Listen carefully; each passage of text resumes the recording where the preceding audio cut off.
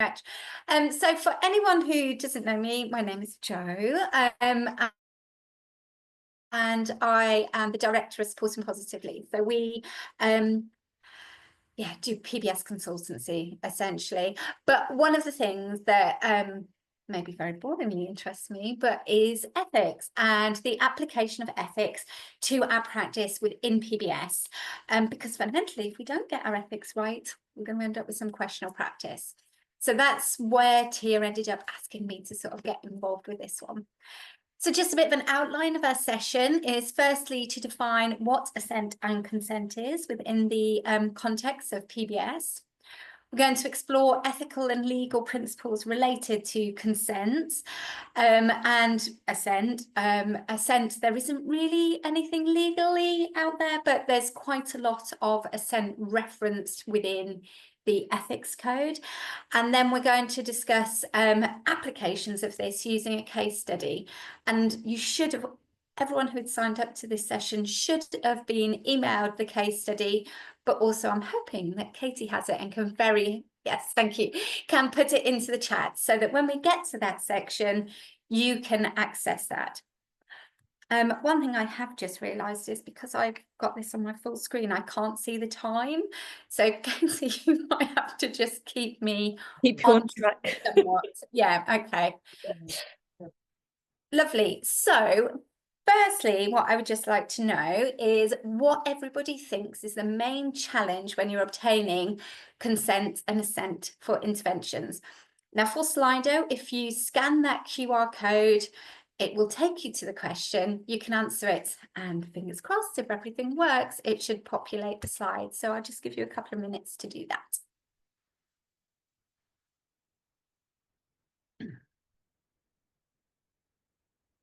No, they're still moving. I was like, oh, they've stopped moving.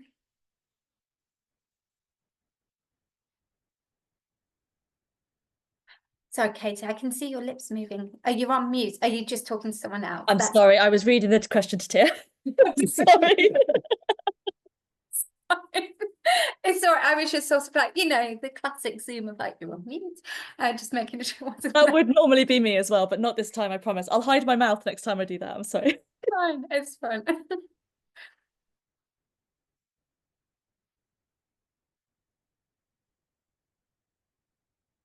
Okay. Brilliant. So we've had a good few. We've had like 53 people answer there. And as we can see, I think it came up straight away as the top answer, and has just continued being the top answer is communication barriers. Yeah, I mean, like obviously getting consent is hugely impacted by communication barriers. So we've got those 4 key questions within assessing someone's capacity, and communication being one of them. Can that person communicate their decision? And I think communication to the person as well as from the person is going to be a huge barrier. In terms of lack of understanding, I mean, like Tia will also say this, that from talking to Debbie, who is the MCA expert, as someone who felt like I had a relatively good grasp on the MCA, Debbie suddenly threw all sorts of, like panic that essentially I might not as good a handle on that as possible. And obviously we're asking a lot of people that maybe haven't had adequate training in MCA to facilitate making decisions and assessing someone's capacity to consent. Power imbalances, I think they do absolutely happen within services. You know, like we support some people that will just always acquiesce, so they'll always say yes, even if that's not what they want, because of that sort of power relationship. And then the legal complexities, which we will look at a little bit in regards to the James case study that has been sent round or is available in the chat, because quite often there is no clear answer. And hopefully as we're discussing this case, you'll realise like, yeah, there's not a definite one way or another. It's just being able to navigate those sorts of discussions. Okay, so next bit is I just want to go through making sure that we're very clear on what assent versus consent is. So consent is that person's voluntary agreement to an intervention given with full capacity and understanding. So a person can't agree to something if they're coerced into it, so it's not voluntary. If they lack that full capacity, which, as I mentioned, is the 4 key questions. So can they weigh it up? Can they retain the information? Do they understand the consequences? And then can they communicate their decisions? So they have to be able to do all four of those to demonstrate that they have full capacity. So then it's obviously with consent. There's your Mental Capacity Act 2005. And as I said, I'm going to share some case law. Hopefully I won't mush it up too much. And yeah, Debbie will be able to clarify some of those bits if needed. And that's mainly because, like, the Mental Capacity Act is unbelievably 20 years old. It's actually pretty old legislation, but there's quite a lot of case law that sort of keeps updating it. There is actually a really handy resource where there's a summary of all the case law that links to mental capacity and deprivation of liberty. So with case law, it's those looking at individual cases, the application of the Act and the nuances around that. And then the UK SBA Ethical and Professional Code, consent is referenced within Principle 6, that we should ensure that we have consent within any intervention or assessment work that we're doing. And very importantly, that consent, there should be written documentation. So it's not just someone going, yeah, that's cool, I want to do that. We need evidence, how we sort of supported that person to understand and weigh up and all of that, and then that there's written documentation. So assent, this is the expression of willingness from a person who cannot legally provide consent. So can you see through that person's behaviour that they want to be there and participate in the assessment or the intervention that we're doing? So, you know, if someone is demonstrating behaviours that challenge potentially when we rock up and do certain things, or withdraw, or they're just generally looking really happy, or they tell us to go away. Sorry, I thought I'd frozen. Then they are seen as not assenting to that. And again, this will come into relevance when we look at the James case study of that sort of parents might sort of say that's okay on someone's behalf, a child, but the child then might not assent to it. They might not willingly sort of participate in that intervention or assessment. Okay, so next question for you is, should assent override parental consent if the child refuses an intervention? I'm going to call it there. So again, thank you, 50 people who have answered. And overwhelmingly, it seems like it depends on the situation.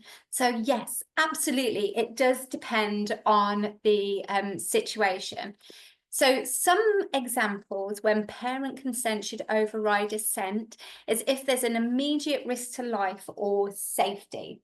So for example, if your 10-year-old child refuses to wear a seatbelt, so they're not assenting to it, they seem really unhappy with wearing it, obviously we know that that's really risky, and so the parental consent of wearing that seatbelt overrides assent in that situation. If it's essential for medical or nutritional needs, and you know, if anyone's been with a child who's undergoing medical treatments, it can be really horrible for them, and they probably don't seem to enjoy it, and therefore would be deemed as not assenting. But it may be absolutely needed again to keep them safe and get them well. So that's again where parental consent can override. If a child lacks capacity to understand the consequences. So an example here might be like again, let's say like a 12-year-old refusing to go to school. We should be doing lots to sort of support them and try to make them happy to go to school. But fundamentally, that is seen like, do they understand those long-term impacts of not going to school, or are they just looking at the very short term of like, I don't really like it? And so again, that's where we might see consent overriding assent. And then preventing harm to others. Hopefully that one's fairly sort of like self-explanatory. But if we sort of think, if you've got a child who's presenting quite significant behaviours of concern towards their mother, resulting in injuries, then they may not be assenting to those sort of behavioural interventions. Again, we want work to try and make sure that they do, but fundamentally the parental consent in that situation could be seen to override because we're looking at preventing harm to others. Okay, so when parental consent should not override assent is if you have non-essential, invasive or distressing interventions. So, for example, if you've got a so like an ABA program that's really intensive, you know, those sorts of like, we need 40 hours a week, but the child doesn't assent to that, and it's not really essential, then we should be looking at like, how do we change this? How do we look at doing that? There's no threat to life, there's no harm to others, that kind of thing. If there's any restrictive practices without justification, for example here, like you've got a person who is going to a SEN school with lots of locked provision, so there's restriction, but actually they don't want to be there and they could attend mainstream school, then we need to be looking at like, okay, the child here could access something if we can find the right place. For communication-based interventions, so again, if you've got someone who is using like a augmentative communication device really happily, and we're trying to teach them Makaton, but they don't, you know, because the mum's like, oh, well, we lose things and it's really hard to take the augmentative communication device around. Sometimes it runs out batteries. So we think Makaton would be much easier. But the child is refusing to sort of participate in that, becoming distressed when they are, the assent should override the consent in that way. And then if the child shows sort of capacity for making those decisions, and again, this will become particularly important when we think about the James situation and him being 16. So if the child is 16 and understands the consequences of, you know, if you if you don't participate in this behavioural intervention, you might have to move home, and the person's like, yep, I understand that, that's cool. Then actually we should be considering what they want to do rather than what the parents want to do. Okay, first keyword is Azkaban. Please make sure that you note down the spelling of this, because the forms only work if you spell everything correctly. It's possible for me to go into the forms and then issue the certificates manually, but it saves me a lot of work if people spell the words correctly. Okay, I'll give everyone just a couple of seconds to note that down. So, legal and ethical considerations. So, as we said, Mental Capacity Act 2005, the 20-year-old legislation now is that we assume that people aged 16 plus are presumed to have capacity unless we prove otherwise. Hopefully most people are sort of familiar with that, and I've already mentioned those 4 key questions, and the person has to demonstrate that they can retain, weigh up, understand the consequences and communicate their decision to be deemed to have capacity. If they can't do any one of those, they're deemed to lack capacity, and then we look at best interest decisions. Everything is like decision specific. So sometimes we see it documented within people's paperwork, like this person lacks capacity, and it's like, that isn't such a thing. It's like this person lacks capacity to decide where they live, but they don't lack capacity to decide what clothes they wear. So we can't just label someone as lacking capacity.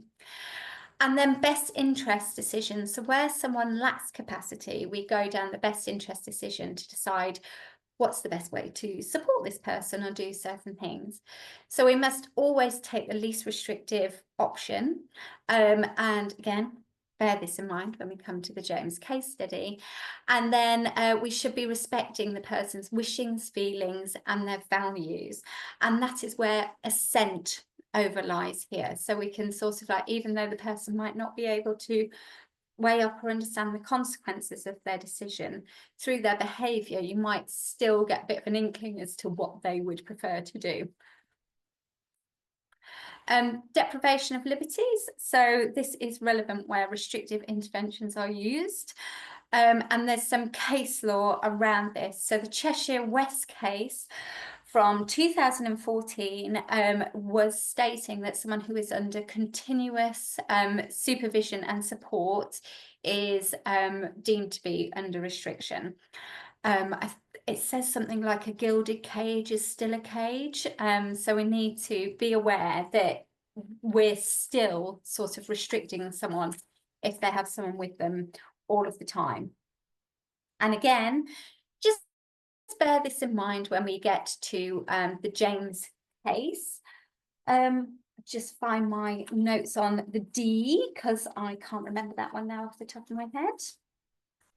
Okay, so and this one is applicable to our case study again. So this is where it's saying that 16 and 17-year-olds cannot be treated like younger children when it comes to the deprivation of liberty safeguards. So if the person who's 16 or 17 objects to any restrictive interventions, then it needs to go to Court of Protection to decide. So bear that in mind when we come to our case study. Okay, so applying assenting consent. Have you already put the case study in the chat, Katie? Yes, I have. It's at the top, but I can pop it in again if necessary, but it's there. Okay, perfect. So if I want to sort of like take maybe 10 minutes or so on this one, for people to have a think about it. I was hoping there'd be a discussion and then people to feedback what they think as well. So the questions that I want people to consider are, can James meaningfully consent to the food restrictions that are placed on him? If he refuses, should they still be enforced? And are the restrictive interventions, so locking food away, etc., a deprivation of liberty? And what should take priority in James's case? Is it his right to autonomy, his medical safety, or do we need to make sure that we balance both? So I'm just going to give you maybe like 5 minutes or so to think about it. And then hopefully there'll be some nice volunteers who'll be willing to sort of share their thoughts.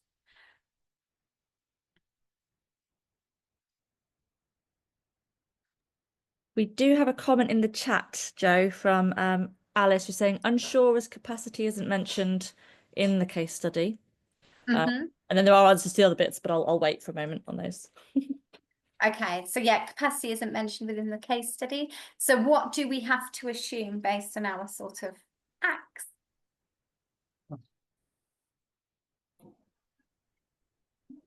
He has capacity. Yeah, until we can like prove otherwise. So there we'd have to sort of like think about, yeah, if he has capacity, this will be the route that we go down. And if he, if we're not sure, then we need to do an assessment. Okay, right, lovely. So the next question that I asked you was, if he refuses those restrictions, should they still be enforced?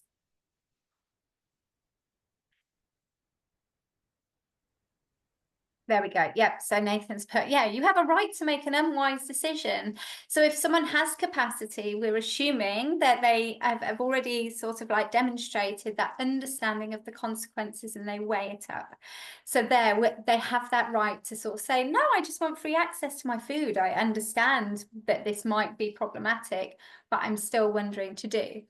How about if they lack capacity? So if we're now going down the route that, yeah, we've done an assessment, he doesn't hit all of those key criteria, so for some reason, should we be enforcing those restrictions of food on him?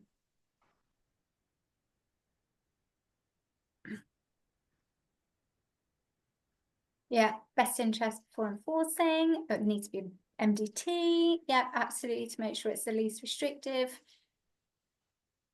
Best practice. Yes, yeah, guardianship for Scotland.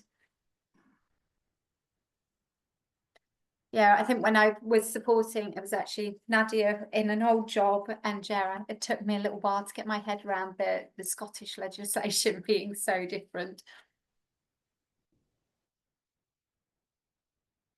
Okay, lovely. So yeah, we should still be balancing that consent and assent. So it's sort of like we need to make sure that we're going down the least restrictive route, and that, yeah, James is still happy even if he lacks capacity to do that. We want it to be as kind a restriction as possible.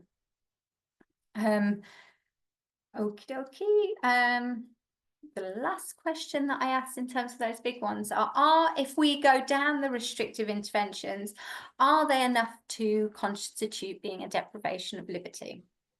Perfect, absolutely. He's not free to access his own food. It would 100% be a deprivation of liberty. So we need to make sure that, again, we go down that sort of agreement route. And because he's 16, that will have a bit of an impact as well, which will go on to the legislation in a second. So the very last question that I asked is, what would you see as taking priority in James's case? So his right to autonomy, his medical safety, or having a balance of both? Balance of both. Yeah. Okay, thanks, Mark. Someone's actually spoken, which is really nice. Why would you say that? Because obviously with the diagnosis of Prader-Willi, it's like a diagnosis of constant hunger. So when's the limit and the messages to the brain, so the impaired functioning of the brain as well. And without that support or the restriction, and then of course the proactive strategies could lead to serious health implications, may not necessarily at 16, but certainly later on in life as well. Yeah, perfect. So we need to respect what James wants. This is assuming a lack of capacity, respecting what he wants, but then also balancing off those medical needs, because yeah, it can have significant implications, as you rightly say, as you get older. So we've got like diabetes and yeah, heart and strokes and all of those things that are linked with eating far too much.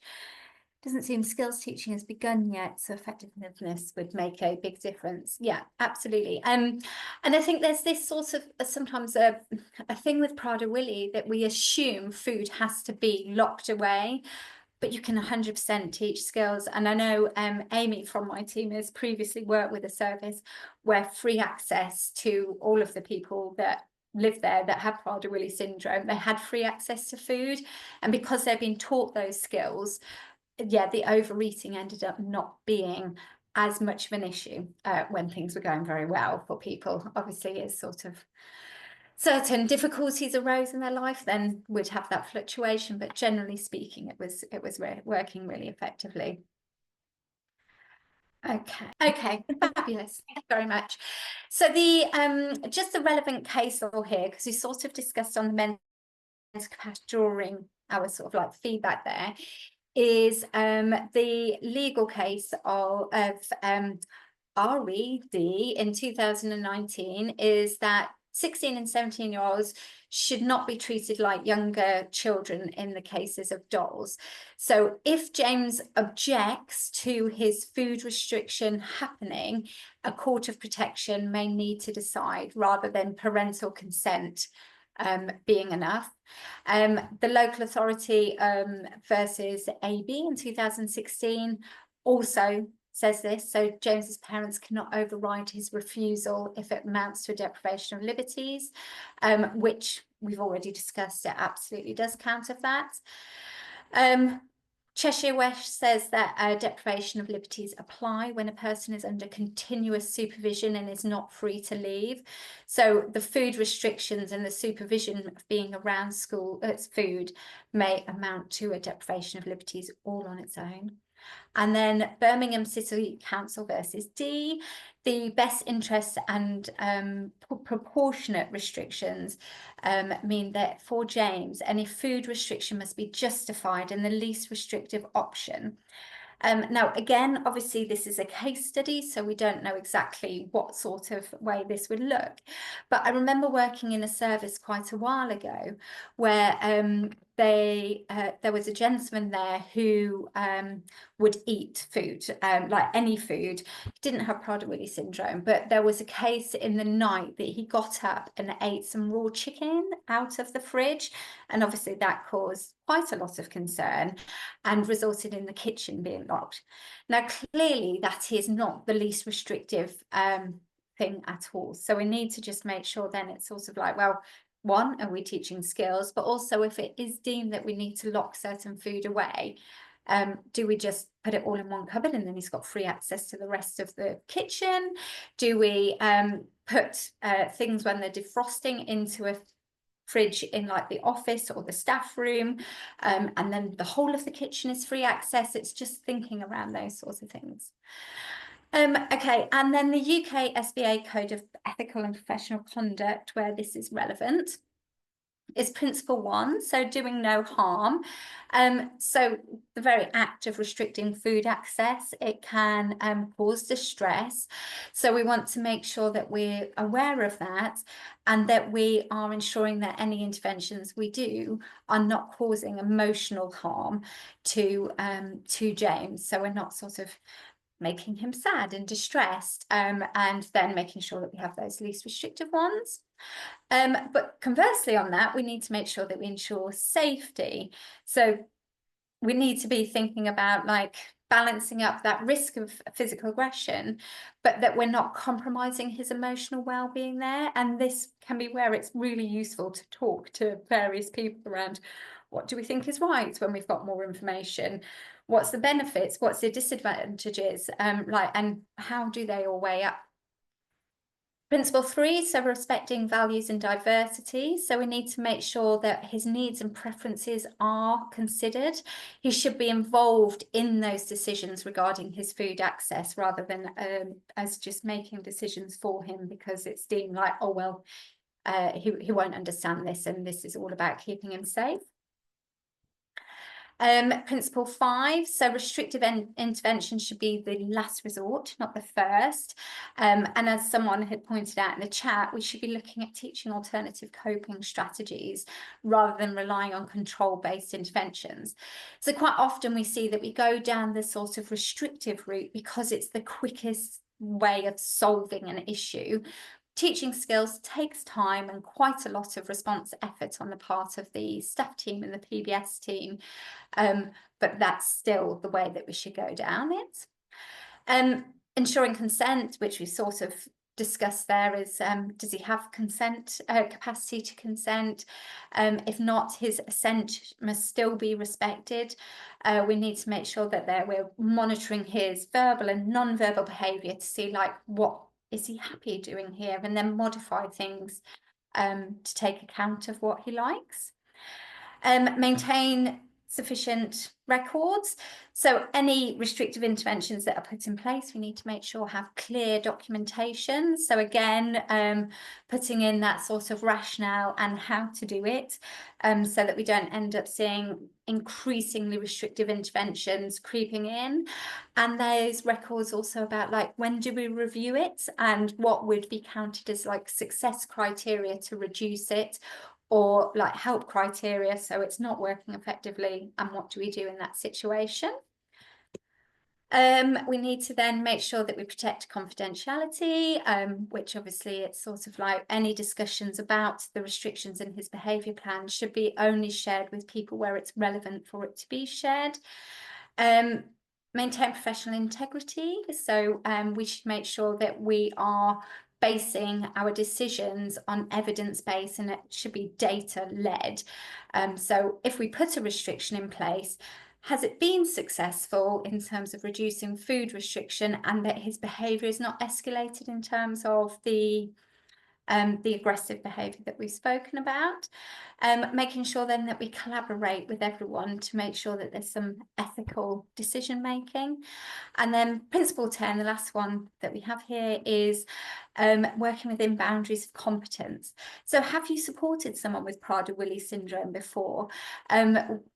I think lots of people know that it's around this sort of aspect of not being able to tell when you're satiated with Prader-Willi syndrome, but there's lots of other aspects with Prader-Willi syndrome that maybe need to be taken into account.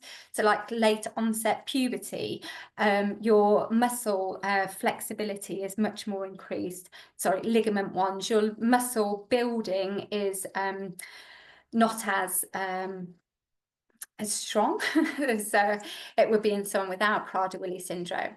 So if you haven't got competency, you've not worked with someone with Prader-Willi syndrome before, we must always consult and get that sort of knowledge. So consult with other people who are specialists in Prader-Willi.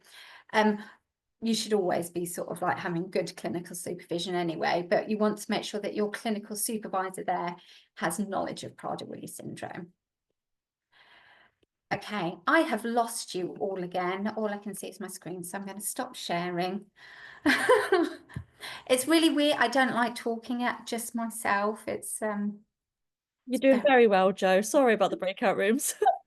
it's fine. I was hoping there'd be more discussion, so I'm thinking now, like, oh, I might finish a bit early, but it's past, just in case you can't see the clock. okay, perfect. Thank you. Right, share again. Sorry, everyone. I'm very influenced in using the share button here. Okay, let's look. Hopefully, I can now see some faces as well. Okay.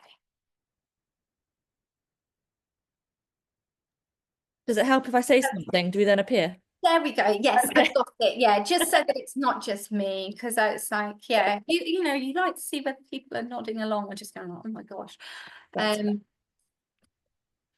Okay, so again, I'm hoping that this is sort of like things that people are familiar with.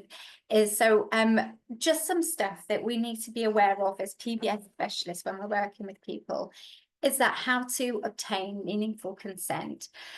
So it's not just about us going like one time we assess and go, oh, this person lacked capacity because they didn't participate and engage with us, or on that occasion they couldn't seem to weigh up and understand the consequences. We need to give someone multiple opportunities when it's safe to do so. Obviously, if you need a quick medical decision, that probably would override it. But we are giving repeated opportunities to assess that person's level of understanding and whether they're able to be deemed to have capacity to consent. We need to make sure that any language we use is accessible to that person. You know, we spoke in the system-wide panel earlier about the use of jargon. It needs to be very clear that we're not using any jargon and making it overly complicated. And then using visual supports to aid that sort of level of understanding for the person. And then how to respect dissent. So as PBS specialists, we should always be looking at that person's behaviour and recognising anything they do or say that would indicate that they are not happy with this. And like behaviourally defining that essentially, so that anyone who saw that person would be able to recognise, hey, I'm not happy with what you're doing. And yeah, just that nuance. So I'm just thinking about, again, another gentleman that I work with. If you ever ask him anything, his first response will always be to like shout no. So his absolute favorite thing in the world, would you like to go to the beach to eat fish and chips? And he would yell no. But I know that if you leave for 5 minutes, he will then get his coat and be like, beach now, you know. So it's sort of recognizing that his no there is not a real no, and just knowing that individual. Providing opportunities throughout our support for that person to make a choice. So they might not have capacity to consent to all of the sort of like food restrictions in this place, but we then, when there are opportunities to make choice, so we're making tea now, we're getting a snack, what would you like?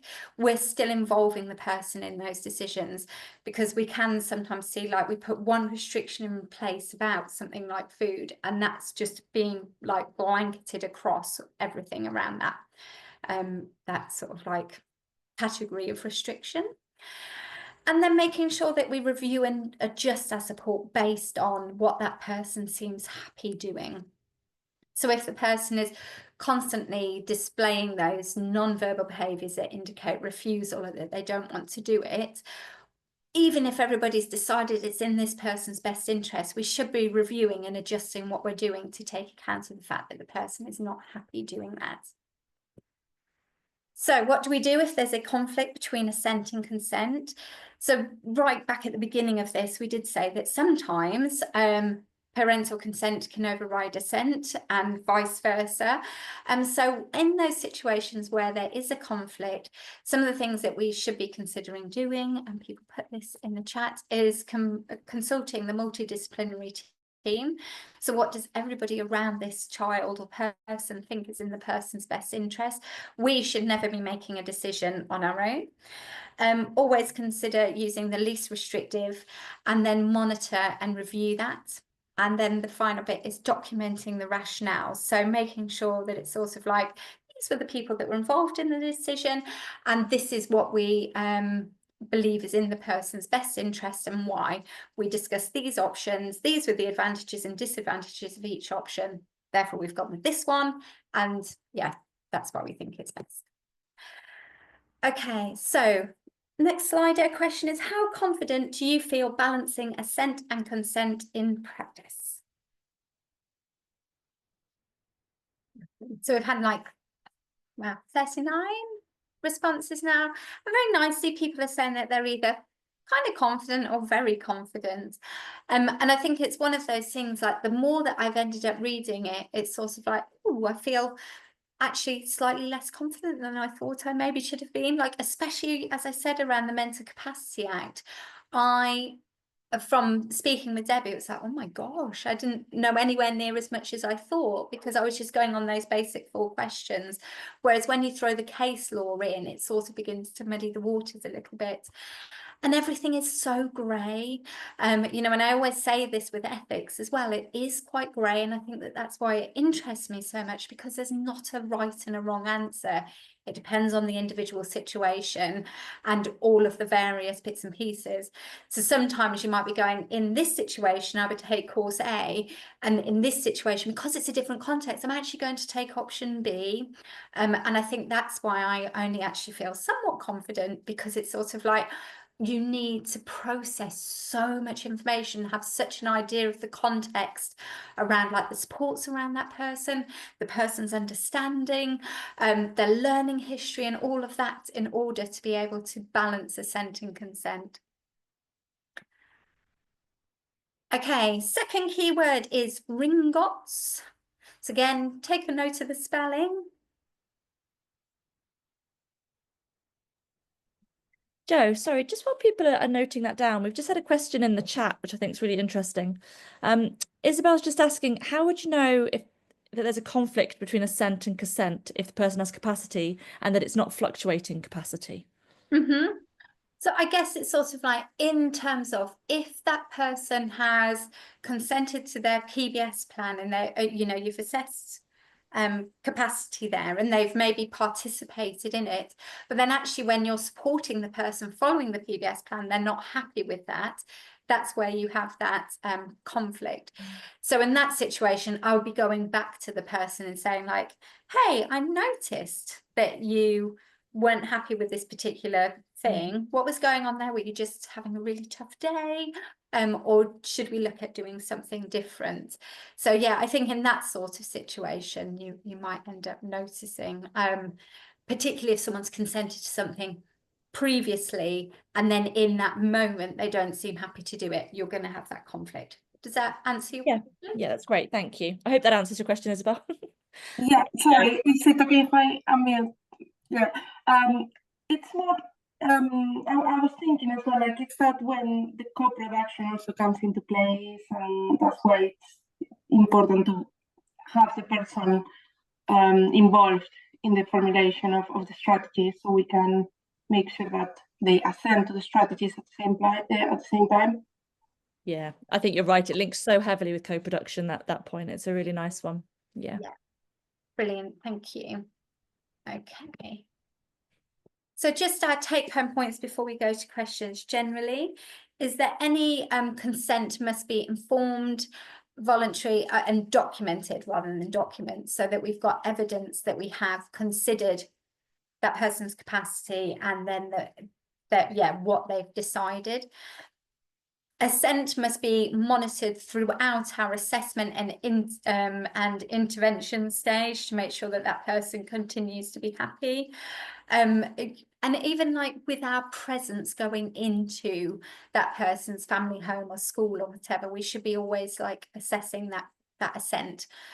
The MCA applies to individuals 16 and over, and those 16 and 17-year-olds, as we've already sort of discussed through case law, it's slightly sort of different where parental consent cannot override assent and it needs to go through deprivation of liberty court of protection.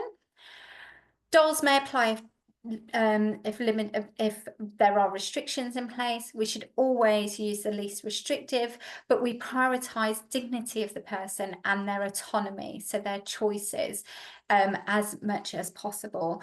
And we've already said with children, there's those certain situations where there's risk of harm to others or that person themselves, or they can't understand the long-term consequences, where we might not prioritize dignity or autonomy. We should always prioritize dignity, but it's sort of like they're few and far between, if you like, in terms of times that we wouldn't be doing that.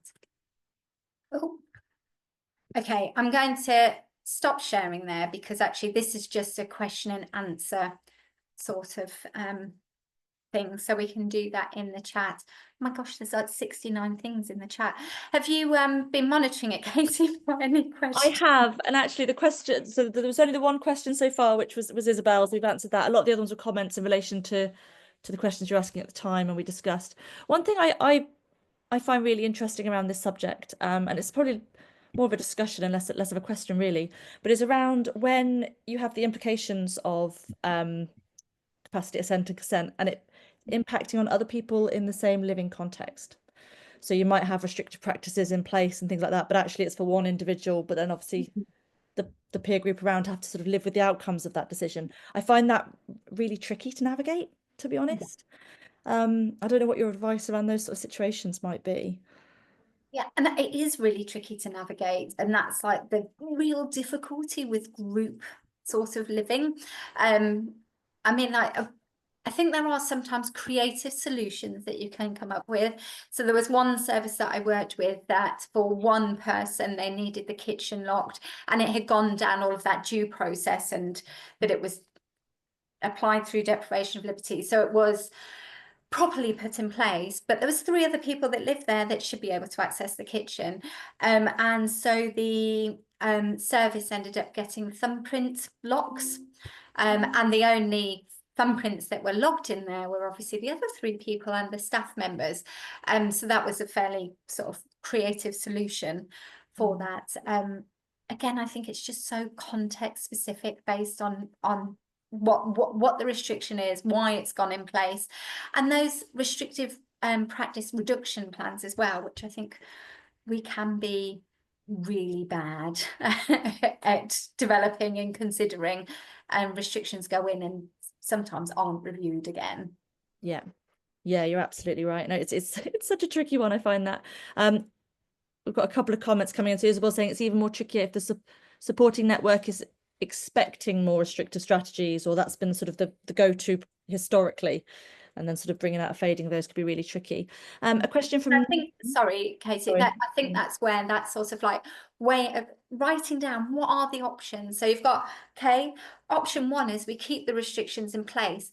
What are the downsides to that? Usually lack of skill development. I'd say that comes out pretty highly when we're restricting someone, that they might not have access to preferred items. We might see more behaviours around getting into their whatever it is that they're restricted from. Or, you know, where food's restricted, we quite often know then that people are going to be more hungry, and as soon as they have access to that food, it's like, let me eat as much as I can while it's accessible.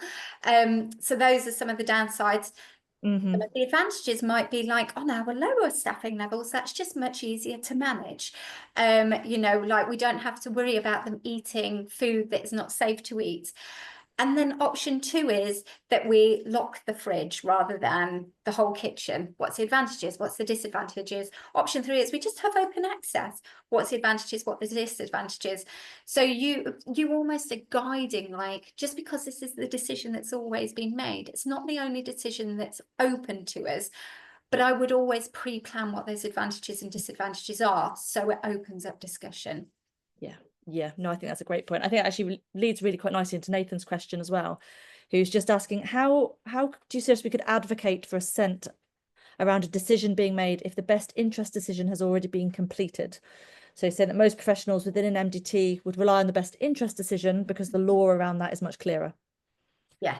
And I think the thing is there, maybe I just advocate and highlight in email, so you've got sort of like written evidence and documentation of like, yes, I can see this is being agreed in that person's best interest, but they're clearly not happy. And even under legislation, we should still be taking into account that person's wishes and desires. It's not that we can automatically just override everything. We should be thinking in that least restrictive and what does this person seem to want.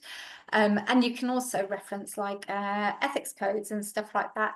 So yeah, I would be just looking at advocating and highlighting to the MDT, this is what I've noticed, maybe we need to reconvene, and again, here's option 1, option 2, option C, and yeah, where do we go from there? There definitely seems to be a real consensus of people in the comments who are agreeing that actually it's a really tricky area. So Vicky's saying she finds work with adults very challenging in terms of consent and assent, as the majority of the clients work with are deemed they have capacity, but actually it can fluctuate massively, and they might seem to they're passing in comments capacity assessments, but are not actually able to hold on to that information. So I think a lot of people are experiencing those sort of challenges. James has asked, how would you deal with a difference of opinion between a service and an advocate on a level of restriction?